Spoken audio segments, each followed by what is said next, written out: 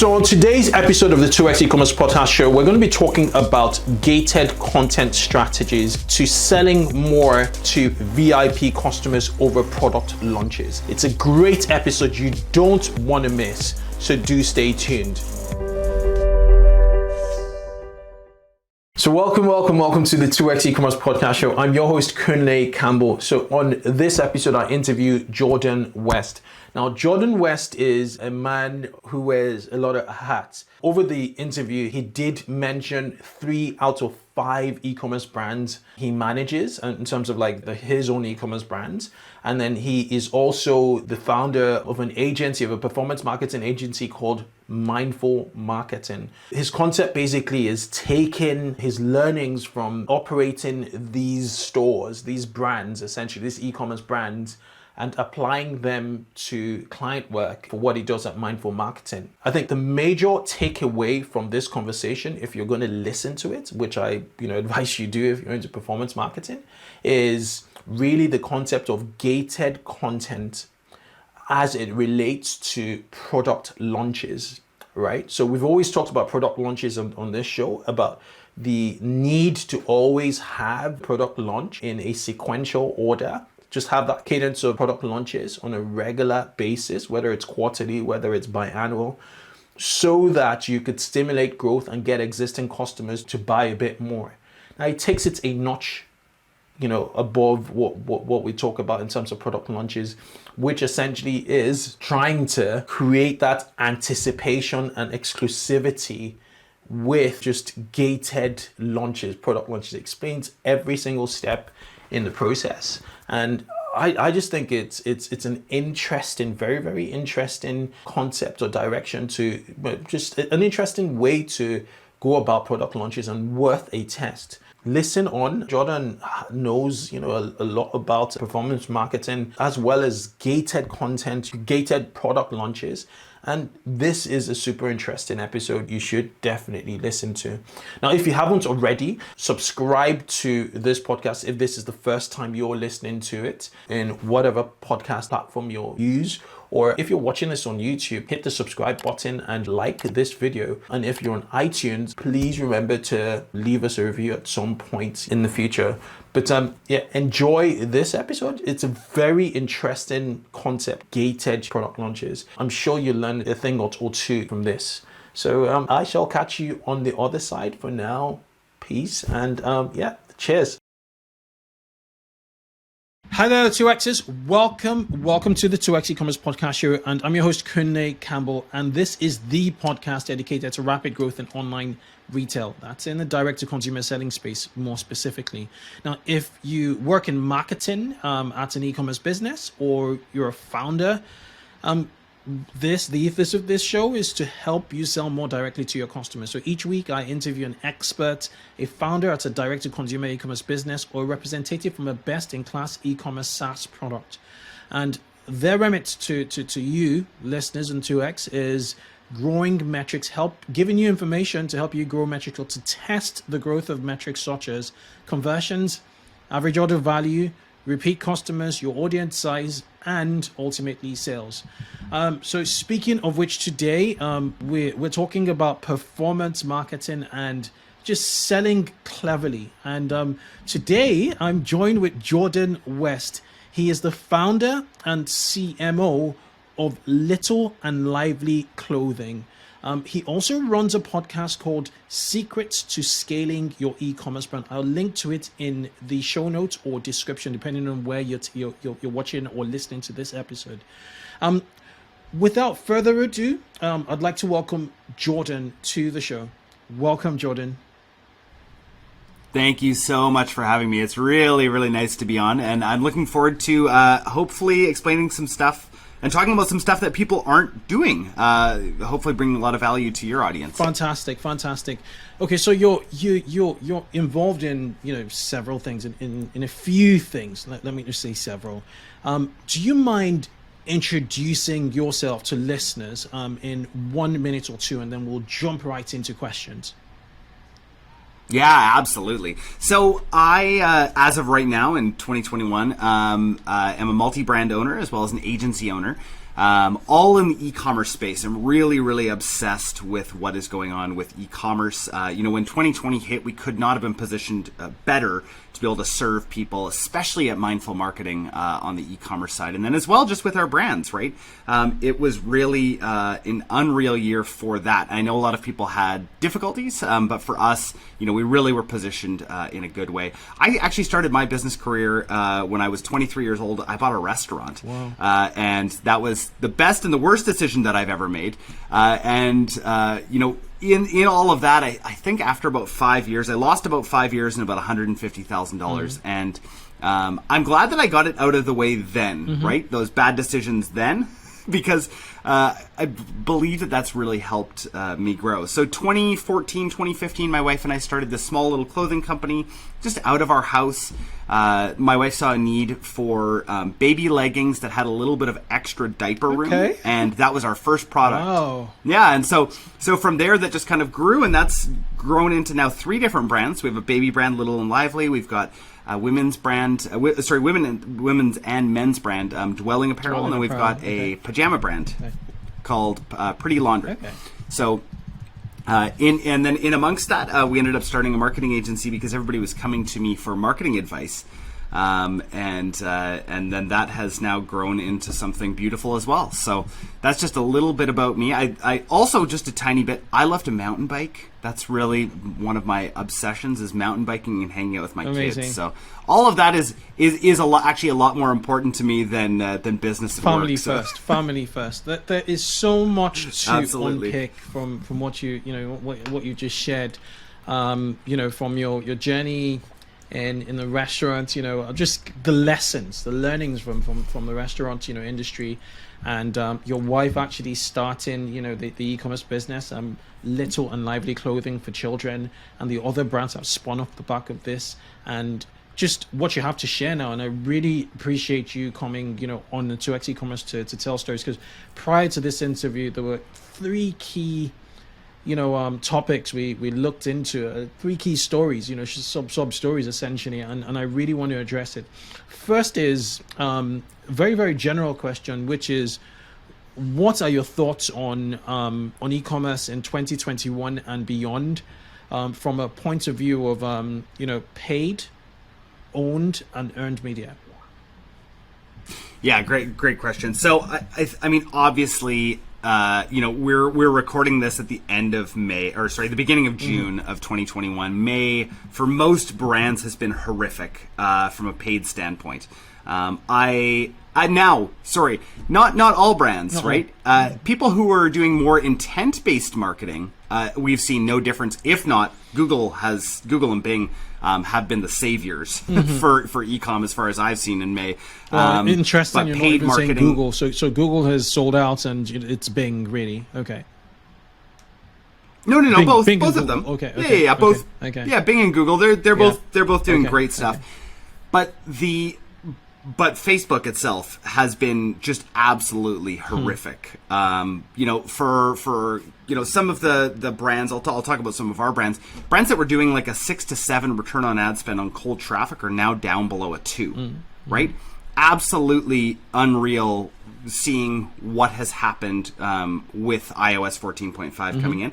I don't think that's all. I don't think that it's going to last for long. I just think that we really need to figure out how to market in this day and age. We're actually going back, and what we're seeing really good results in Facebook ads, not using campaign budget optimization. So not trusting the algorithm as much, right? And going back into ABO. And now we're actually seeing, I just launched a campaign yesterday, and we're seeing 3s and 4s in that campaign in ad set budget so more optimization. control. So I'm thinking, I think we need to sort of, as advertisers, take back the control a little bit from Facebook, because they don't really have the control right now, right? Like in CBO, they're not finding people, right? They're just not finding the purchasers. They're not there. So I'm not going to continue to pour money in there. I run a mastermind as well, and some of my mastermind members are getting incredible results on Snapchat. So like we talked about before we started recording, I'm really platform agnostic. Wherever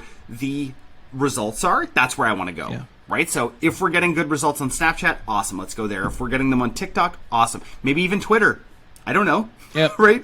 But I don't have to be super reliant just on Facebook. So to me, that's really where I see things going is people are going to be divesting their ad spend off of Facebook in the next 5 years into the other platforms because they're all going to catch up. Yeah, and if you look at attention, attention also, organic attention also seems to be shifting. Habits seem to be shifting.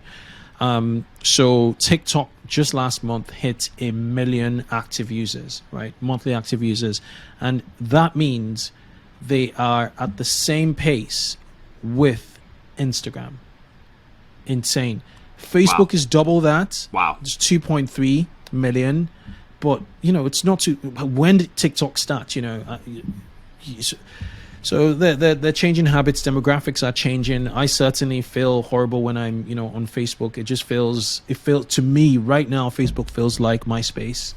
When Facebook was around, it just feels like, I'm trying to tap into like old contacts, and to me, it's a very clunky experience. The two platforms this is all just anecdotal, I'm most active on, or I'm more relaxed in, are Twitter and TikTok, and that's it.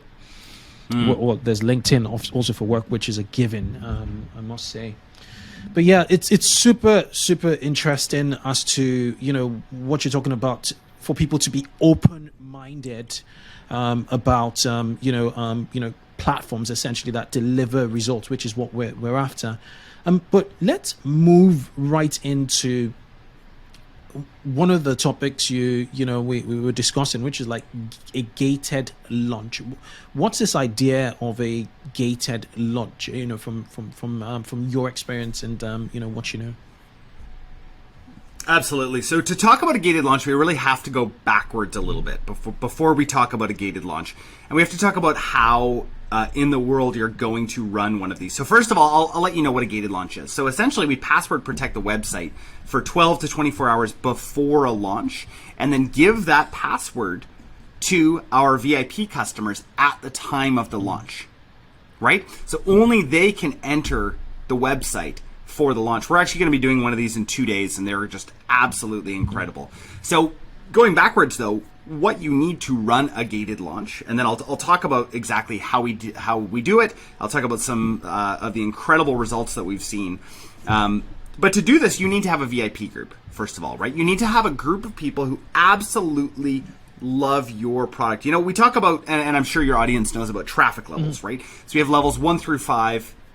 Level 1, not knowing anything about your brand. Level 2 being people who engage with your brand. Level 3 being people who have viewed content on your website, right? So actually gone to a product page. Level 4, people who have added to cart in some sort of way. And then level 5 are those purchasers, right? And that's where most marketers and most people think that things stop. No, that's all about acquisition, right? After that, we've got level 6, 7, and 8, right? So we want to ascend people down into those levels or up into those levels. Level 8 being people who will actually advocate for your brand, right? And stick up for your brand. Well, where in the world do we house all of these people? In my opinion, we house them in a VIP group, right? Still, I think Facebook is the best place to do this on. And so having a group built around your brand. Now, first of all, you have to have a brand that people actually love. If you're just selling products, right, and you're just trying to just hawk products out there, VIP groups are not for you. Those are not the kind of companies that could have VIP groups. But companies that actually stand for something or gather and aggregate a certain kind of people together, right, or a certain niche together, those are the perfect kinds of audiences to form a VIP group around. So we started this about 1.5 years ago, and our group has grown to about 8,500 members. So not huge considering our sales, but those people are absolute advocates for the brand, right? We've aggregated them together, so anytime something new happens, they want to be a part of it.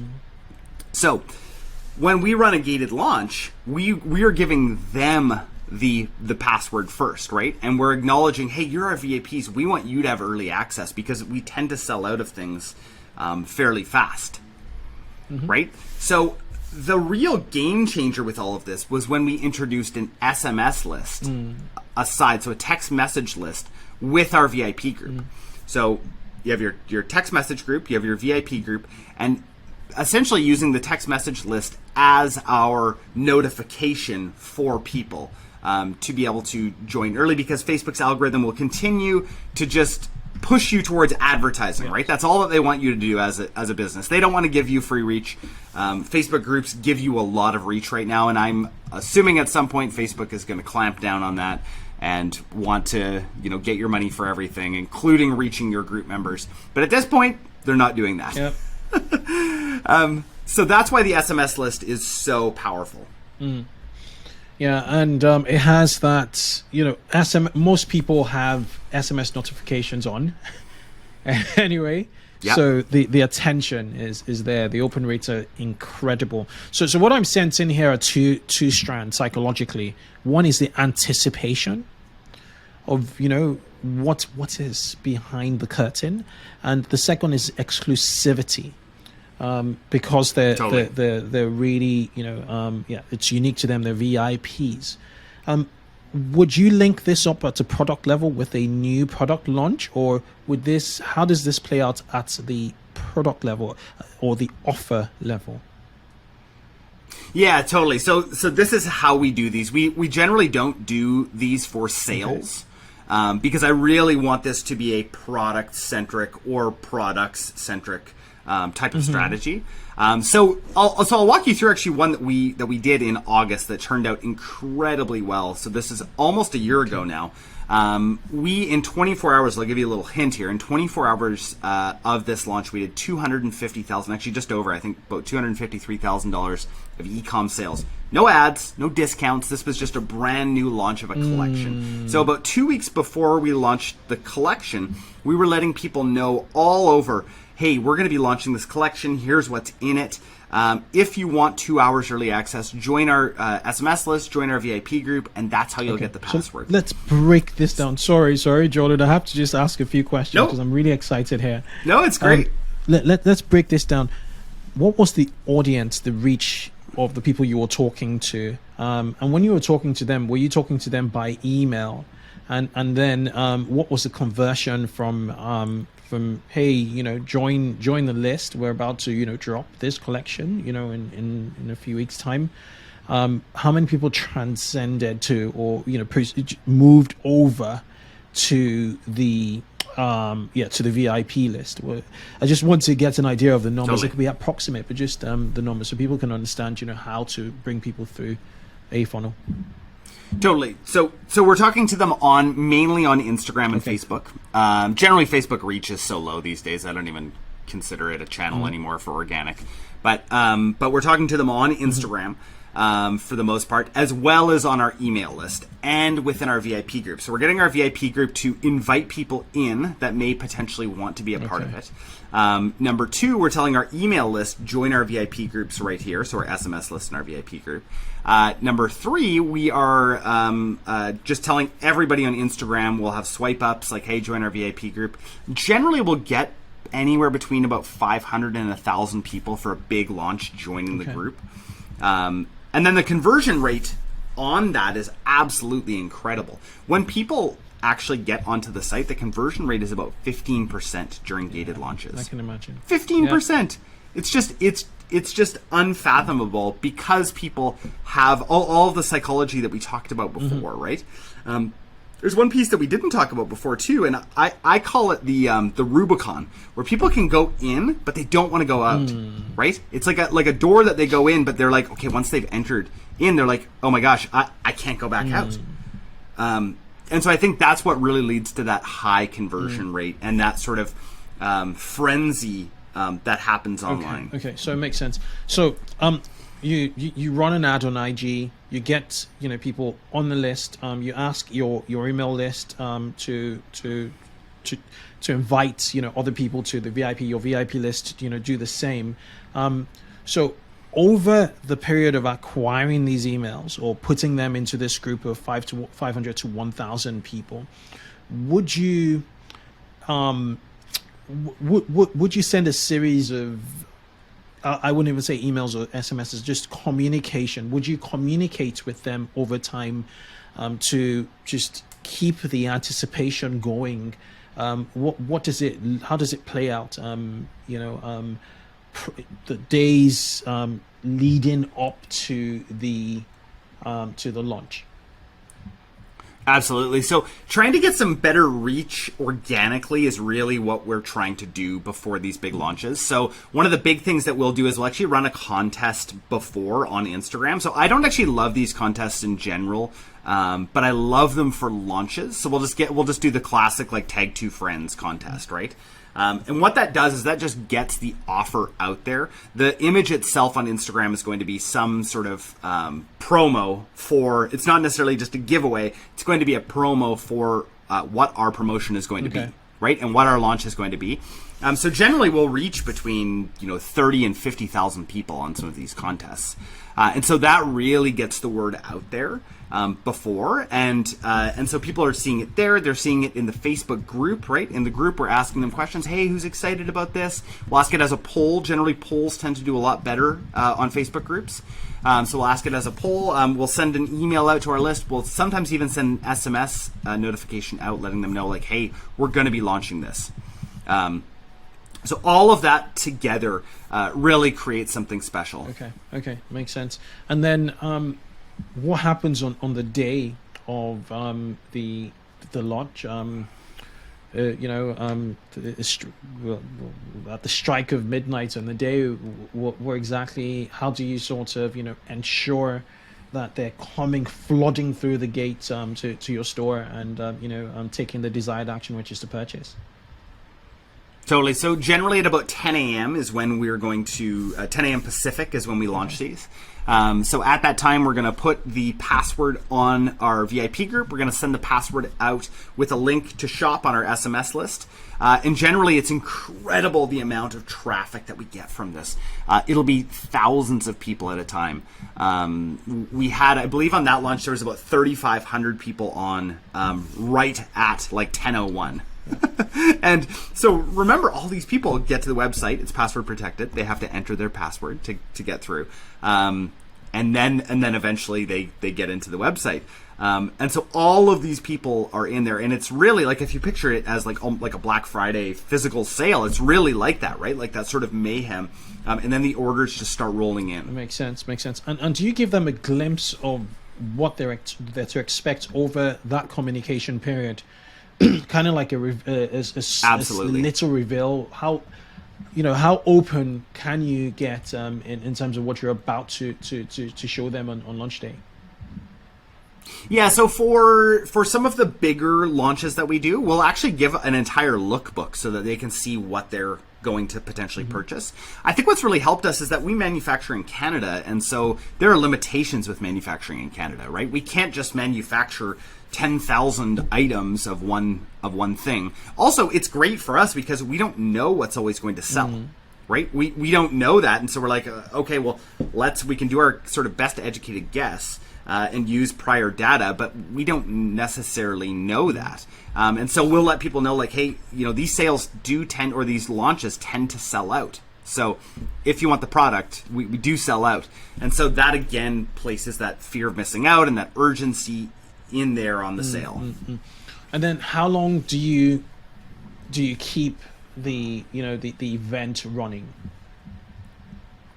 So for 2 hours. 2 hours they get early access, and then just 2 hours, and then after that the website gets open to everybody. But the really great thing is that it creates all of this buzz around, right?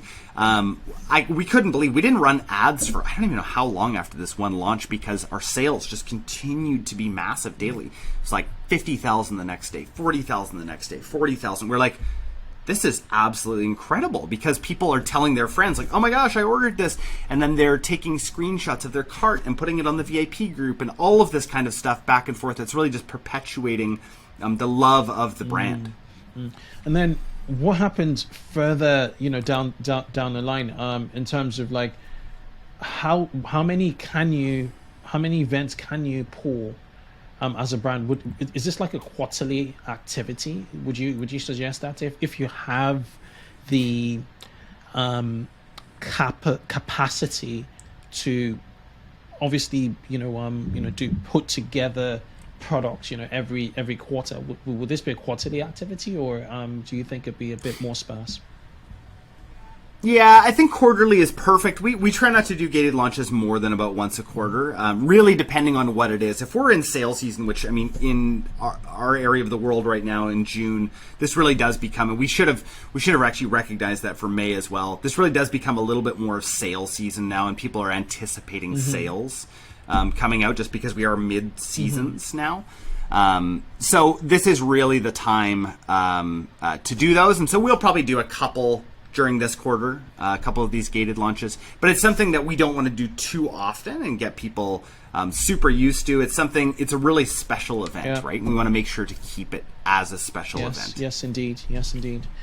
And then the other question I have is it's a bit more abstract, which is like, when Apple release, a new phone, or, when they have their events, the Apple event, a lot of people already have like an established product relationship with Apple, in the sense that they may own, an Apple device, and they're considering, an upgrade, and so however that event goes, will determine if, that it'll be worth that upgrade.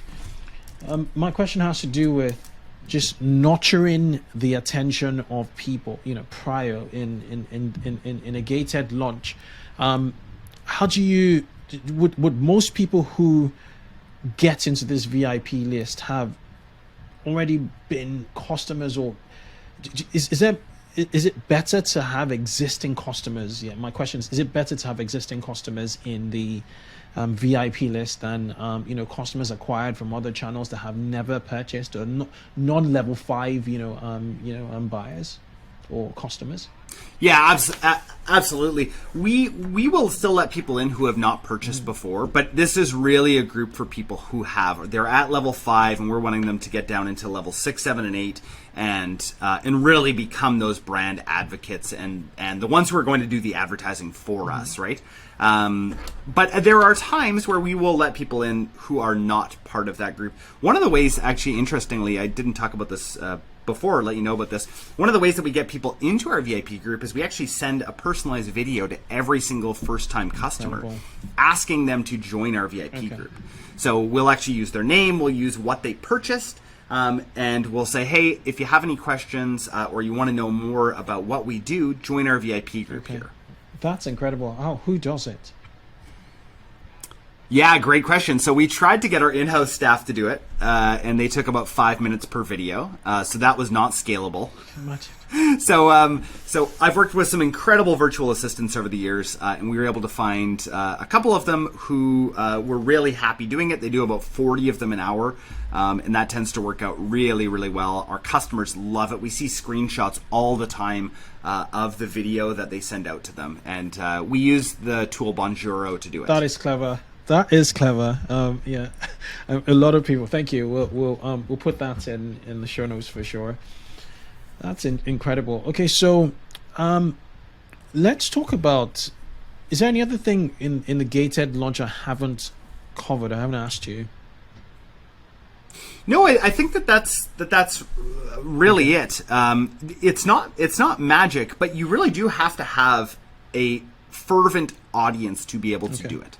Right? That's really what it comes down to, is you need to have an audience that loves you and loves your brand. You have to have a great product, right?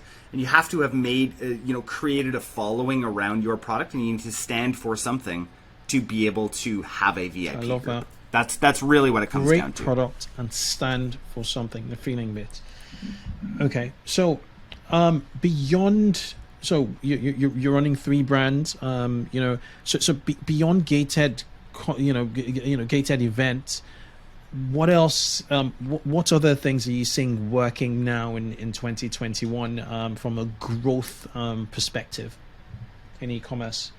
Yeah, I think one of the big things is just testing product, right? Like we always want to have new product news. So we actually, I do own multiple brands outside of this as well. And outside of these brands, it always works releasing products at least once every 2 weeks, right? So, for instance, we've got another apparel brand based out of Arizona. Every 2 weeks, we're doing new releases for those brands, right? It's new to show our stockists. We're in about 550 stores with that brand.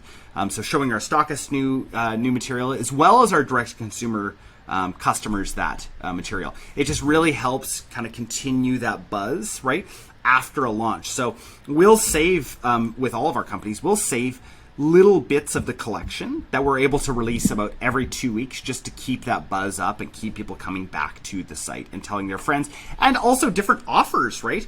Remember that, like, in the hierarchy of advertising, offer is always at the top, yes. Right? To me, it's offer, creative, copy. Those three are really combined, and those combine to those are the things that really do it for us. Absolutely. And really move the needle. Absolutely. Okay. That's a lot, you know. So it's really a merchandising game. You know, you're playing there if you're doing product refreshes every 2 weeks. How about much more slower categories? There's some, you know, categories that don't necessarily, you know, just have the bandwidth to launch that frequently. What would you suggest is the best way to build in an owned media list right now, especially from your brands, from what you're doing there? Because you know what you're doing with the VIP upgrade essentially is incredible, and it just means I'm so certain that you have a very, very wide base just of email subscribers in the first place for you to be able to, you know, get a substantial, you know, VIP, responsive VIP, you know, list. So what would you suggest will be the, you know, best approach towards actually growing an owned media, you know, list or audience?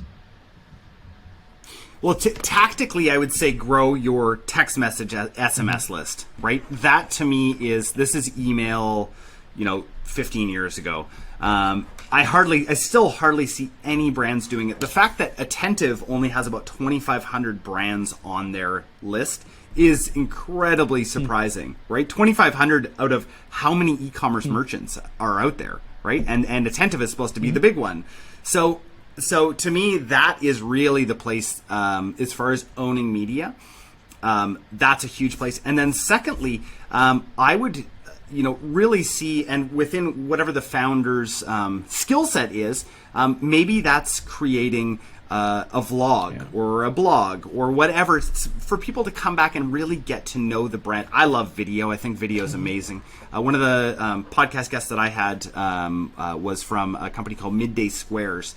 And what they do is they actually film their entire team. So to work on their team, you have to sign a waiver that you will be filmed. And every single day they have a film crew. I think it's 3 or 4 people. And this is part of their business model, going around with them everywhere that they go and filming so that they have these daily vlogs. And these get like tons of views. So imagine the amount of people who are now becoming endeared to that brand, right? And they sell the same thing. It's just chocolate bars, right? And it's like a healthy, it's supposed to be like a healthier, longer lasting chocolate bar that's, you know, kind of gets you through that midday crunch. But for them, they're just selling the same product, right? They are not releasing necessarily, like, you know, once every 2 weeks these new products. But for them, that's how they're building their audience, and that's how they're getting people back and back and back. And it just happens to be, they could be selling whatever they want. But now people are so endeared, like, I wouldn't buy anything but Midday Squares now because I love these guys. Yes. They've got that mind share. They're staying in your mind, you know, rent free, as they say. Interesting. And the other thing I'm seeing is if you're, you know, you have an audience, you really have an audience, and one of the best places to get an audience is YouTube or even TikTok or what have you. Just having an audience, you know, having the attention of an audience, you'll be Facebook proof in terms of like all of this. I know a brand. I have access to a brand's Facebook you know, ad account, and they have like 1 million followers on on YouTube, and they publish on YouTube either once a week or once every other week. They just hit 1 million, and this Facebook update did nothing. They're still getting a 7 to 8x ROAS. Wow. Nothing. And it's just testament to the fact that above the line, they've communicated at another level, with their audience. And what I've also realized is that the bigger the audience, their YouTube channel grows, the more effect it's having on the performance of every other thing. In terms of like Facebook ads, their Google ads, everything is converting a bit better. And I'm talking like 0.2%, 0.1%. It just compounds. Yeah. And compounds and compounds. And it adds up, right? It adds up when you have that incredible owned audience, right? And then there was the COVID that just, blew them up. So they're at another level now. And it's Apple has probably ushered a new era in all of this, in performance, in marketing in general, in direct to consumer e-commerce marketing.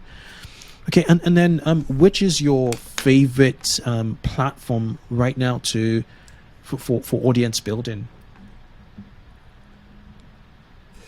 As far as like organically? Yes. I'm still big on Instagram. I still think that Instagram is the place to do it. We've got one of our brands has about 290,000 followers, and we'll still reach about 10% of that audience when we post.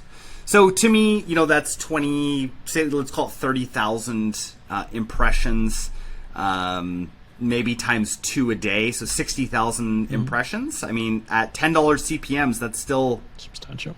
What is that? 60 times 10. That's still $600 of media that I'm getting for free a day. Yeah. Right. So to me, that's still the place for us to go. Next, I would say TikTok. Right. TikTok, I think, is that next place where I'd build a brand and continue to build a brand. Yeah. They need to up their performance marketing setup in order to sustain what they're doing. I think it's still not what Facebook Absolutely. Is the most sophisticated platform at the minute. Okay, and just a final question, Jordan. Which would you rather go for to build now? I know you mentioned SMS earlier. Would it be SMS or email if you had to choose one? I couldn't choose because they both function so differently. Yes, right. Yes. They both, like, on email, you're continuing to build your brand, right? Whereas SMS is really about notifications. Yes.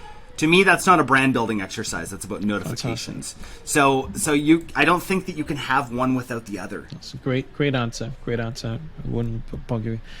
Okay, I lied in regards to the final question. I'm going to put you through our lightning round. I'm going to ask you about 6 questions, and if you could use a single sentence to answer them, you'll be kosher. You'll be fine.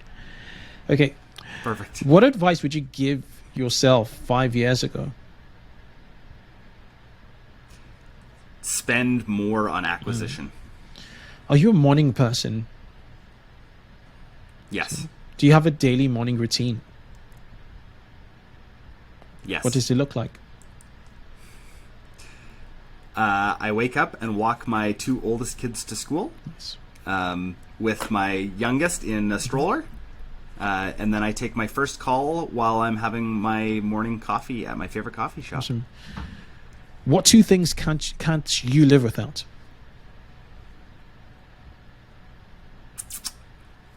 Biking and my family. Awesome. Okay. And what book are you currently reading?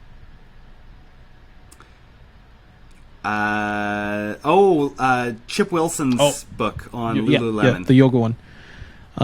My something black pants. Okay, right. Final question has got to do with what's been your best mistake to date. By that I mean a setback that has given you the biggest feedback.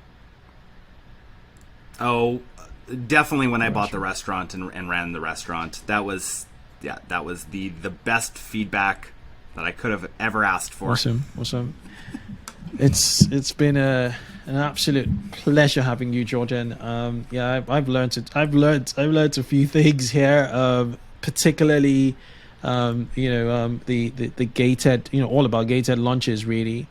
So for people who want to, reach out to you, you have a podcast called Secrets to Scaling Your E-commerce Brand. I will link to it in the show notes and description, depending on where Awesome. you're listening or watching, this. You run an agency, you run multiple brands, so you're getting a lot of data, a lot of insights from your practitioner. Basically, you practice what you preach. So for people who want to follow you, if they like, people who are listening now, where is the best place? Where do you hang out the most on online, on social and online? Definitely on LinkedIn. So if you want to follow me on LinkedIn, just search Jordan West Marketer, and I should come up.